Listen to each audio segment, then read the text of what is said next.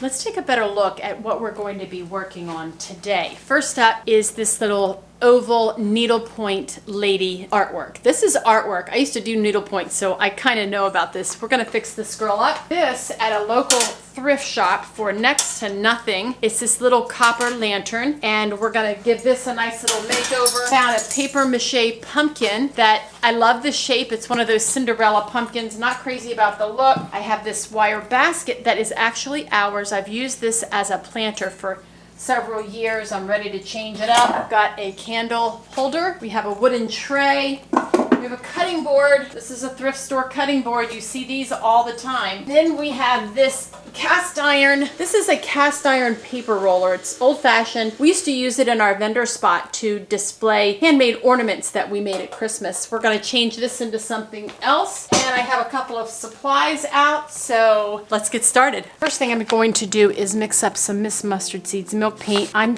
using the color Boxwood. I think it's going to carry over from fall and then into some Christmas projects as well. This is easy. You add the water, and it's equal parts water to equal parts paint. This mustard seed milk paint is dry powder.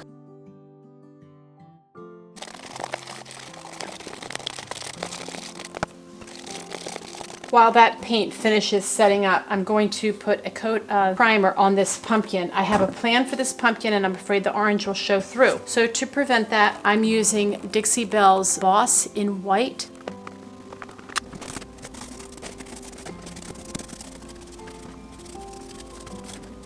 The wire basket's in pretty bad shape. You can see it's pretty rusted, and there's a lot of loose rust on here. So I'm going to take one of these wire brushes, brush it down really well, and then I'm going to step outside and just give it a nice spray paint of a white primer.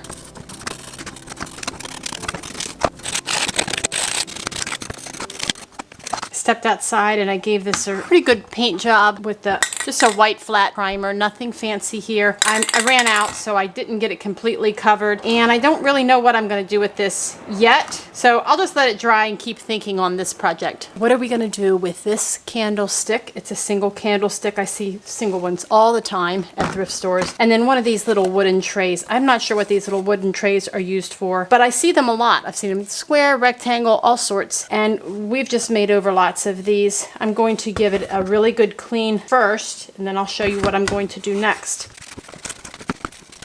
Everything's all cleaned up, and we're going to make a little riser out of this. I like the look of a riser. They're just kind of fun and festive. And when you're making a riser, basically all you need is a single piece like this. I've used all sorts. I've used shorter ones, taller ones like this, but often these are in thrift stores because they were a pair and one got lost or broken or something, so there's only one and they get donated. So I see a lot of these single candlestick holders like this. This one is for a taper candle. You can tell by the size of this. What I want to think about when I'm making a riser is stability of the things. It's nice that on these candle holders they're often heavier at the bottom, and I like that idea. This one happens to be really wide at the top as well, which is going to add some stability, and I think that I'm going to flip it this way and glue this on the wooden tray on like that. The reason I'm deciding to do that is because there is a flat area here, so there's more surface area for the glue to work on this wooden tray, whereas here, can you tell, there's like dented in right here, so only the rim would be making contact with the glue. I'm not sure that that would be strong enough, and I really want to be sure, so I think I'm going to turn it over this way. First I'm going to remove the stickers, and these have like a little layer of, I'm going to take this off so I have really good contact, and then I'm also going to remove the cork pieces that are on the bottom side of this wooden tray. Let's get all this stuff removed first.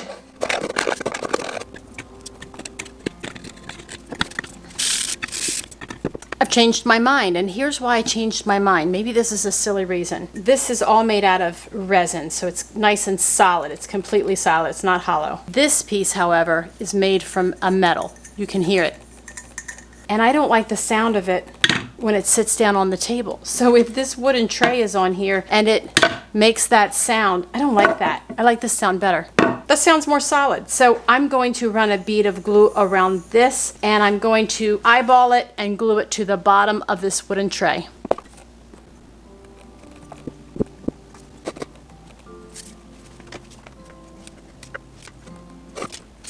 I move this over to the corner of my workshop, and it's going to sit here all night long and dry. I'm not going to do too much to this. I will probably change the frame because I don't like that color, that orangey color. But this, I want to take it out and clean it. Oh, and look at this. All they did was put another piece of cardboard in there. Look at all that pretty handwork that somebody did. Wow, so pretty. I've done needlepoint. I really appreciate the handiwork of this. Let's take this inside and just give it a nice cleaning.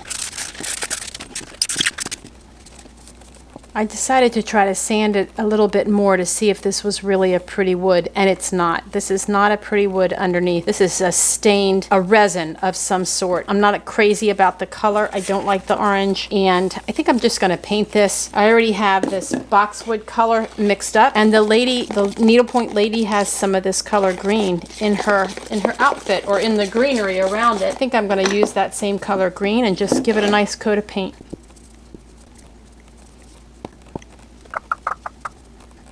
Let me mention that the first coat of milk paint always looks a little rough, whether it's on something like this or a piece of furniture. You can see right through it. By the time you get to the second coat, you will not even believe it. I can't wait to show you. Okay, what are we going to do with this cutting board? The funny thing about this cutting board is that it's damaged on the back. So it's really useless. I guess you could just use just the front. I'm going to kind of use it as a little decorative item in our kitchen. I think they're pretty leaning up against the backsplash in a kitchen. I think that they look nice. So what I've decided is to use one of these transfers. This is like a farmhouse kind of transfer. It's the kind of thing that I like. And there are several designs in here. I don't know which one I'm going to use yet. I'm going to get this open and make a decision about that.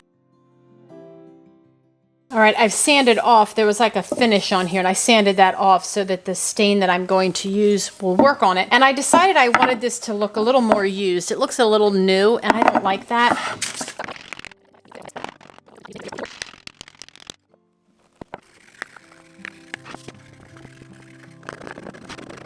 All those marks are in there. I think you'll see them more after I add this product. This is called Restore Finish, and it's great for covering up scratches. So my hope is that it will settle into the scratches and make them darker than the rest of the wood. The color I'm using is called Dark Walnut. Give it a good shake. I probably should put gloves on, but I'm not going to. A little bit on a cloth.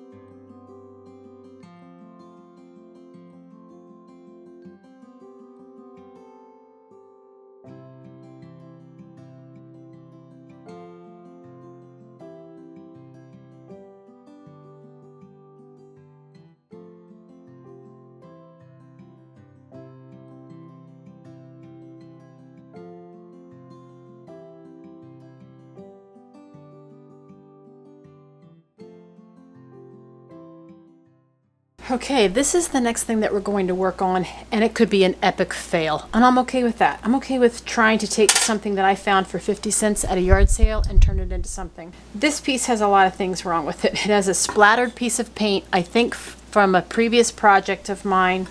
It has some rust, and none of that's a problem, but all this wax down here, I can tell one of those tea lights overflowed, and it's just all over the place.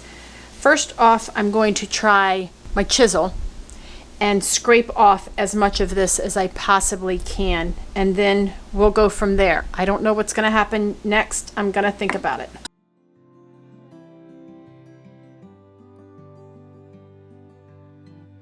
That's about as far as I got with scraping, and I can only get in so far with that chisel. I'm limited what I can do here. I'm going to grab my heat gun, and I'm going to carefully heat this, pour off the melted wax, and while it's still warm, take a cloth and a paper towel and wipe out what I can. I don't know. Like I said, this could be a fail. Let's just see.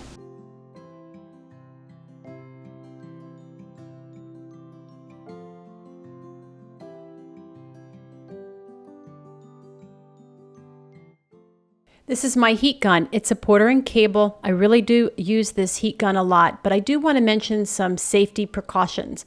I know it looks like a hair dryer. It is not a hair dryer. And the end, see that silver section? It gets very hot. So after you use this, make sure that you put it in a safe spot after you unplug it, of course, so that it can cool down and it will be out of reach of children or pets.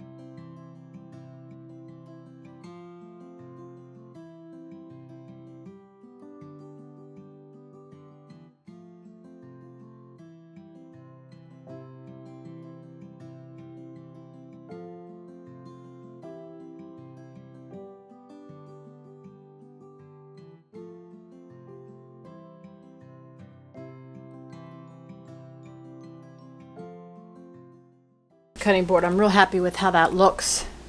And I'm going to use this transfer on it. This is from Dixie Belle. It's called On the Farm Transfer, and it comes with several different patterns inside here. All this is inside this tube. I have no idea what's going to fit. I didn't really think about that. That's kind of how I operate. So let's just unroll these. Oh, look, cute things. Oh, one of them's big. Look at that barn. There's the directions, and of course this is the tool that you use to rub on the transfer. So let's just see what we have to choose from. I like this little farmer's market with that little chicken. That's cute.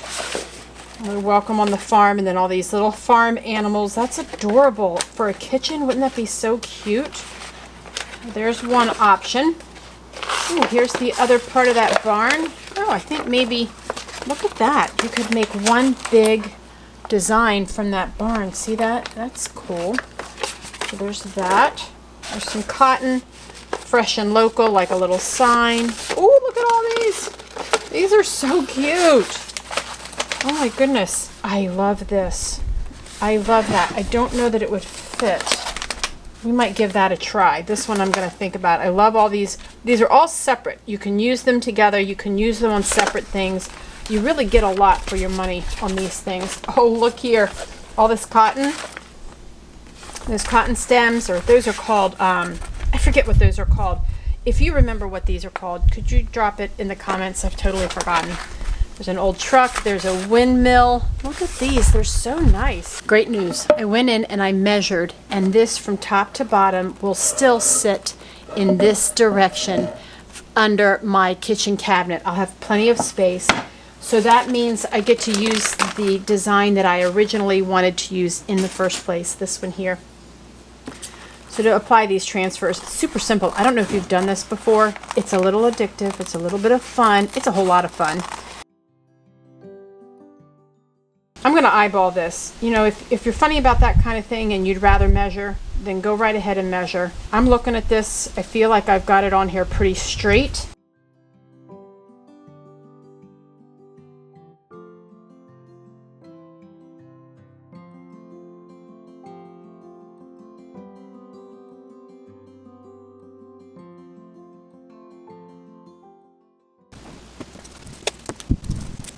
All right, I've got it secured all the way around. I think I'm pretty sure that it's not going anywhere. I'm just going to take this tool. It has a flat edge, and I'm just going to start to rub off this design. I did the dumbest thing. I forgot to take the backing sheet off. Oh my, that's funny. Let's just peel this up. I'll tell you, sometimes I'm curious about what goes on in my brain. Let's remove the backing. I'm really chuckling now. And let's lay it back on there so it's nice and straight. Hey, if you can't laugh at yourself, everybody else is, you might as well join them. There you go. That looks better. Let me know what you think about that in the comments. Do you do stuff like that? Do you just think you know what you're doing, then you start and you're like, hold it, what am I doing? Anyway, let's start with this part here. This is the fun part. While you watch me apply this transfer, let me just interject here really quick. If you remember back a few weeks ago, there was a hurricane coming through the East Coast called Ian, and it was headed our way. We did not get the full brunt of the storm, but the day that I recorded this, we were getting so much wind. I had my big garage door open like I always do, and the wind was coming in, and unfortunately it ruined a lot of my sound, and I was just not aware of that. So I had to do a voiceover like this, and I hope you still enjoy the video.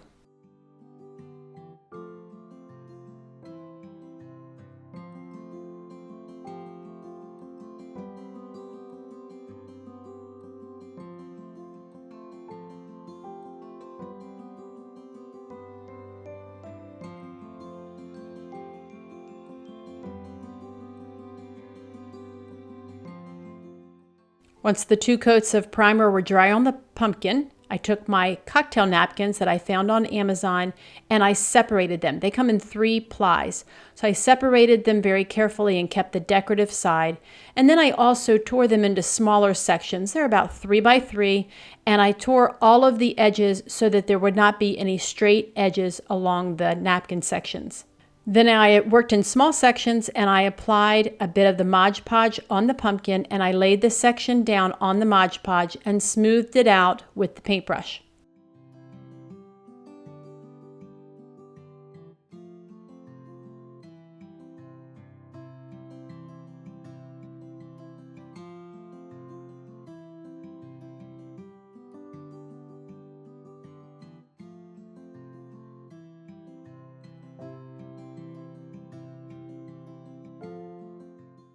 Back to the copper lantern. I used a clear flat spray and I sprayed the whole piece. What this does is gives it some tooth so that the gilding wax can grip really well to the metal. I used Dixie Belle's gilding wax in copper and I applied it partly with a paper towel and partly with a brush. You can see that here. And I just smoothed it out all over the whole piece and then I let it dry.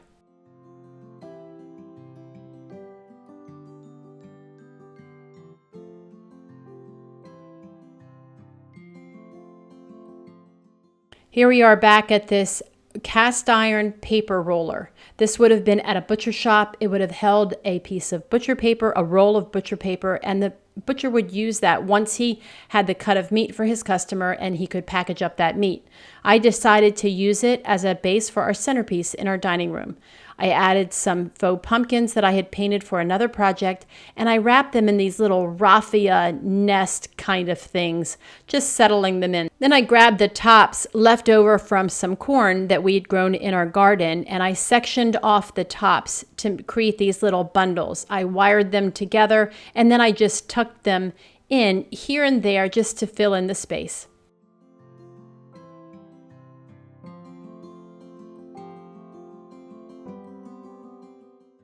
I wanted to distress the paint on this little riser, so I used a dull knife that I keep in my workshop, and I just scraped off all of the high areas on this piece. So it's really easy to distress milk paint. It's really easy to make it look old.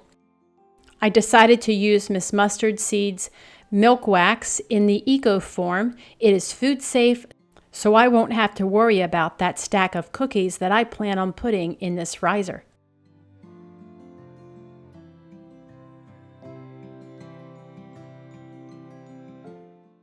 The needlepoint lady is completely clean and dry, and now it's time to put it back in the frame. I use this piece of tag board. It's a heavy piece of cardboard, and I just traced the design around and then I cut it out. You're going to see I had to take several turns at cutting off excess to make this fit just right. And if you do this, keep in mind that the needlepoint itself will take up some room. So it's better to take off little bits at a time until you get the perfect fit.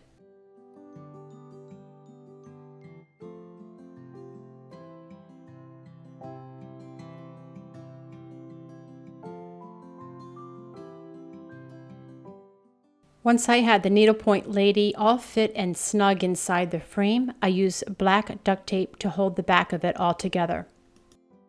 The next step to hold it even more is to use these glazing points. You find these at the hardware store. They are used to hold panes of glass in a window.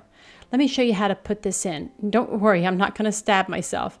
You just use a chisel and you push it into the wood of the frame, and it holds in whatever piece you have to hold in, whether it's a picture or in this case, it's a needlepoint lady.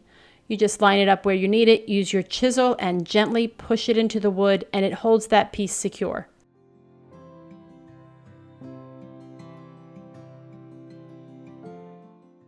The last step was to neaten up the back, so I used a grocery bag and I just covered the back and cut off the excess. The last part is that wire basket and that blue pumpkin. I can't wait for you to see it. Thanks so much for watching today. I hope you enjoyed these projects. Hey, let me know your favorite one down in the comments. I would love to hear from you. Be sure to subscribe because I don't want you to miss any of the projects that we have planned for you. Thanks again for watching, and we'll see you next time.